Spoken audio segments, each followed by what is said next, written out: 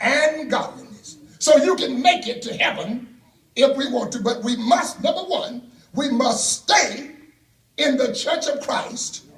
And number two, we must, listen to me good, we must follow the shepherd. Stay with me now. He said, now the Lord is my shepherd, I shall not want. The shepherd is at front. He maketh me to lie down in green pasture. Green signifies vegetation.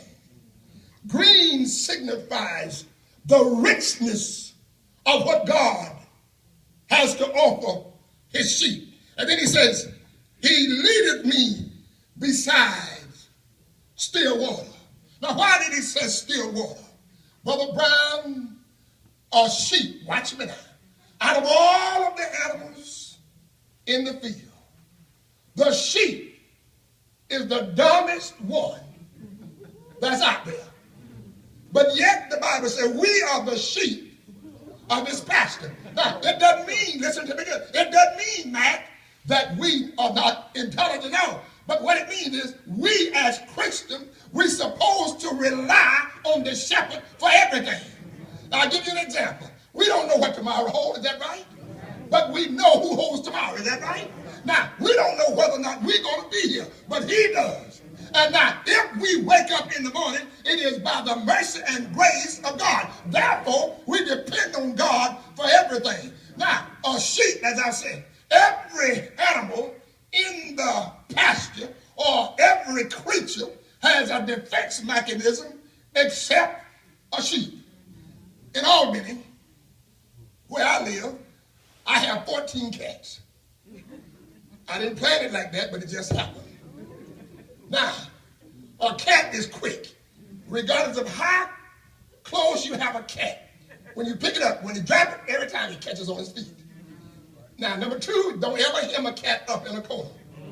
Amen. A cat can defend itself.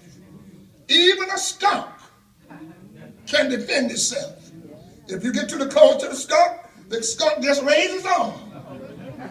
And you know what I'm talking about. You better get out of the way. In fact, if the skunk spray on you, take those clothes and bury them. Everything, lions, everything have a defense mechanism built in except the sheep. Sheep can be lined up for the slaughter. Down home, when I was a boy, every 4th of July, goat was a big thing. I don't know about up north, but goat, and everybody would be barbecuing the goat. But for some reason, the boys would say, every year a goat looked like at that time would what we call tear out of the pasture, because they knew what was coming. At least they thought that the goat knew. But a sheep would stand there and watch the other sheep be slaughtered. And instead of trying to run for his life, they would stand there and just, that's all they would do. But everything else, a rattlesnake, don't you get to, he'll give you a signal. You better get back. Everything has a defense mechanism except the sheep.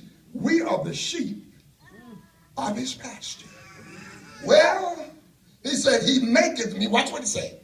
He leadeth me beside still water. Why? When a sheep hears the sound of running water, they panic. And if you don't stop the water, it is it is the duty of the shepherd to dam up the water so the sheep can come there and drink. Notice what it said, man. He leadeth me beside still water. That's for the sheep to drink. Because if the water is running, now watch what the next verse said. He restored my soul. If the sheep get in the water and its fur, wool gets wet, it would cause the sheep to get on his back. And when the sheep gets on his back, listen, he doesn't have sense enough to flip over. So that sheep will kick there and kick until he dies. So that's what David meant when he said, He picked the sheep up, put him back on his feet. He restores my soul. And then he goes on to say, he leadeth me in the path of righteousness. You got to stay on the path. When my daddy was living, he loved a thing called coon hunting. We may have some Georgia people in here.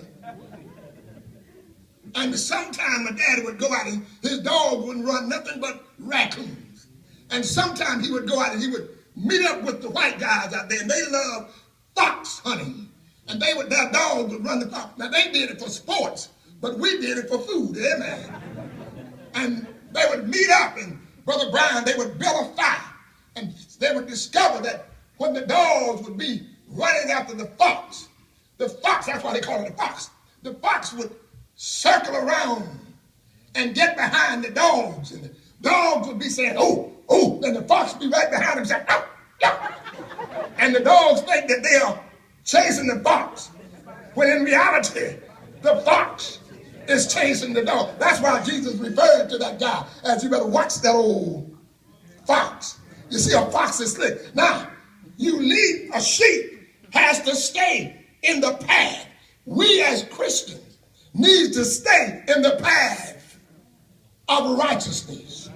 And sometimes the sheep would get to grazing, and the evening sun is sinking low, and the sheep would be grazing, and the clock on the wall says time to go. And Brother Brian, the sheep would be grazing and grazing and grazing, and when he looks up, he's surrounded by vultures. Why? Nobody, listen, he didn't plan to get off the path, but it just happened. I don't believe it's a Christian out there that wakes up on a Sunday morning and say, you know, I believe I'm going to become delinquent. No. The first Sunday, he misses assembly. It bothers him. The second Sunday, it bothers him, but not like the first Sunday. The third Sunday, well, and around about the sixth Sunday, you don't even want to hear the Church of Christ name. What happened? He got out of the path of righteousness. That's why it's important to assemble. That's why the Hebrew writer said, not forsaking the assembly by ourselves as the manner of some is, but rather exhorting one another, and so much the more as you see Sunday, Tuesday night approaching. We are to encourage each other. That sheep didn't make up his mind, I'm going to get lost. Because when the sheep looks around, don't remember this now, fox over here, wolf over there, dog, wild dog over there, wild hog. He is prey for anything out there. Why? Because he cannot run hardly and he cannot fight. Christians, Lord help us. If we leave the Lord, whither shall we go? And I said, Sister Brian, I was talking today how the Church of Christ is dwindling. Whatever you do, even impetuous, cantankerous Peter, when the Lord looked around and he said, except you eat my flesh and drink my blood, you don't have any life or me in you. The Bible said, from that time on, many turned and walked no more. Jesus didn't beg anybody. Jesus turned to the 12 and told me the word. He said, you want to do like them? He didn't beg you now. Jesus let us know we need him. Is that right? Now notice this now. Stay with me. Even Peter said, when Jesus said, will you also go? Peter said, to whom shall we go? Now we call Peter flip mouth. We call him cantankerous, unimpromptu or impromptu. But Peter has a lot of sense. Lord, to whom shall we go? You are the words of eternal life. If we leave you,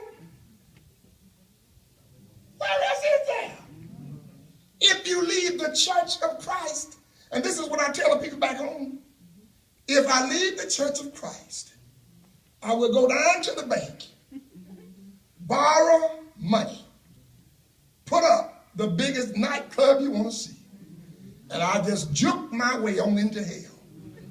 Because if I leave the church of Christ, what other church is there? So I might as well just go on and go to hell with a smile on my face, having done what I want to do. No. I'm not leaving the church of Christ. Stay with me. Stay with me. The Bible goes on to say, yea, though I walk through the valley and the shadow of death, I will fear no evil. Why, Peter? For thy rod and thy staff. You take the rod when the sheep get hung or get a little out of place. And Brother Brian, it was said in the old Palestine, in the Middle East, that when a sheep would continue every now and then, continually run off, that the shepherd would reach down, pick the sheep up, break its leg, wrap the leg up, and nourish that sheep back to health. And then the next time when he put that sheep down, that sheep has sense enough to stay in red. Every now and then, see, and I look at the way how is Brother Mac doing? But McCullough, he's sick. God has his way of waking us up. God has his way of getting our attention. And God has his way of disciplining his people. Why? Because he loves his people. And when we veer off the path of righteousness, God has his way of spanking us back in. Thank God for God. Listen what he goes on to say. I will not fear no evil. For why? For my rod and the staff,